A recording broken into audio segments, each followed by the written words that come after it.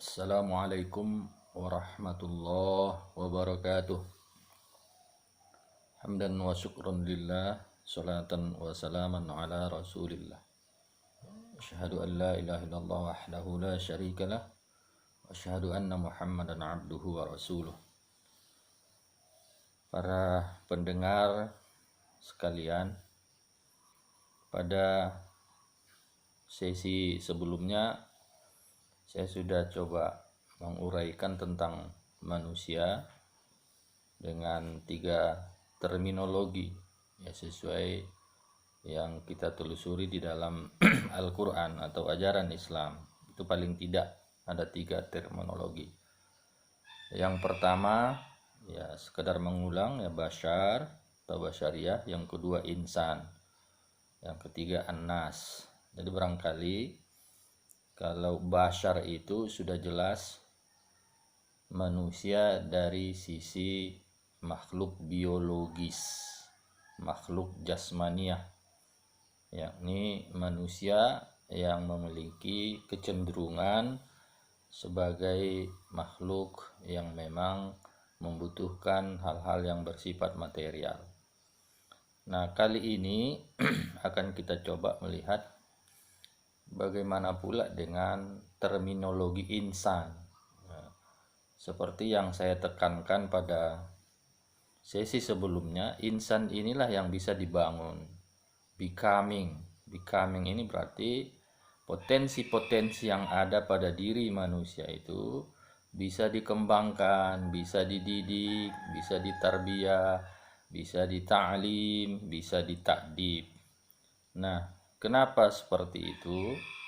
Nah, seperti yang sudah saya uraikan juga pada surah Shad, bahwa manusia itu setelah di dalam kandungan Allah meniupkan ruhnya Allah, dalam makna ada potensi-potensi pemberian Allah. Maka bila kita lihat wujud pemberian Allah ini, ada beberapa penjelasan di dalam Al-Quran. Sebagai contoh bisa kita lihat dalam surah Ar-Rahman. A'udzu billahi minasyaitonir rajim. Bismillahirrahmanirrahim. Ar-Rahman 'allamal Qur'an, khalaqal insan, 'allamahul bayan. Di sini dijelaskan bahwa Allah menciptakan manusia, khalaqal insan. Dia yang menciptakan manusia. Lalu setelah Allah menciptakan manusia, Allah mengajarinya pandai berbicara. Nah, kalau kita bahas tentang manusia bisa berbicara, sesungguhnya manusia itu mampu berbicara itu merupakan wujud atau aplikasi dari manusia itu memiliki akal. Dengan adanya akal, manusia itu cerdas. Dengan adanya kecerdasan, manusia itu bisa membuat lambang-lambang bahasa. Maka manusia itu bisa berbicara. Al-bayan. Bahkan al-bayan ini bukan hanya berbicara saja, tapi bisa memberi penjelasan-penjelasan, bisa memberi argumentasi, bisa memberi ide-ide, pemikiran. Karena pada dasarnya akal itu bisa memahami, bisa menganalisis, bisa menghubungkan antara fenomena A dengan fenomena B, bisa menghubungkan antara pernyataan A dengan pernyataan B. Ya, maka di dalam silogisme ada tesis, ada antitesis, ada sintesis. Ada satu pernyataan, lalu muncul lagi pernyataan lain yang bisa saja kontradiktif, lalu ada kemampuan akal untuk mensintesis, memadukan, mengambil jalan tengah, mengambil konklusi. Nah, inilah kemampuan manusia yang diberi Allah. Jadi Allah memberi akal pikiran sehingga bisa berbahasa. Bahkan di dalam surah Al-Baqarah ayat 31, ya setelah Adam diciptakan Allah, Allah kan mengajari manusia. Wa 'allama Adamal insan. Wa 'allama Adamal asma' kullaha. Wa 'allama Adamal asma'a kullaha. Allah mengajari manusia Adam itu dengan memperkenalkan, memahamkan nama-nama yang ada di sekeliling Adam itu, di jannah itu.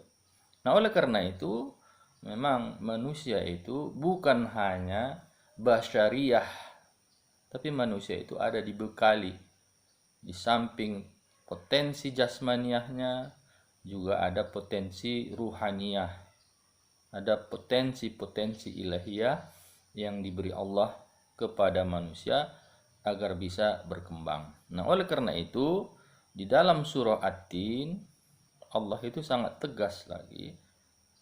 Allah mengakui bahwa ciptaannya manusia itu memiliki keistimewaan.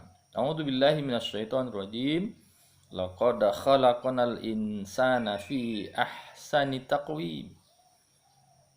Sesungguhnya Allah ciptakan manusia itu the best, sebaik-baik ciptaan. Ahsan takwim, koma yakimu, takwim, keberadaan. Manusia itu sebaik-baik makhluk, sebaik-baik keberadaan makhluk. Maka dalam kajian-kajian filsafat selalu dijelaskan bahwa manusia itu sebagai mikrokosmos. Ibarat tulisan ilmiah, bagian kesimpulan itu kan merangkum semua mulai dari pendahuluan, permasalahan, metode, isi hasil penelitian. Itu sudah terangkum dalam kesimpulan. Maka manusia itu sesungguhnya ya sebagai kesimpulan dari seluruh alam yang makrokosmos ini. Jadi kalau mau melihat bagaimana alam ini, betapa indahnya alam ini, betapa sempurnanya alam ini dari sisi makhluk, lihat saja manusia. Karena di dalam diri manusia itu sudah mewakili seluruh alam jagat raya ini. Maka disebut manusia itu sebagai mikrokosmos.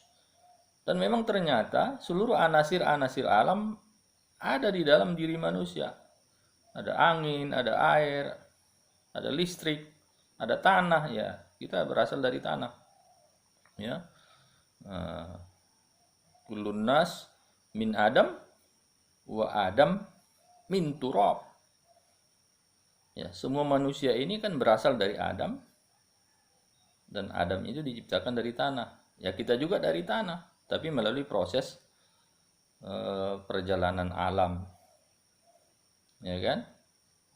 Yang dimakan manusia itu kan dari tanah,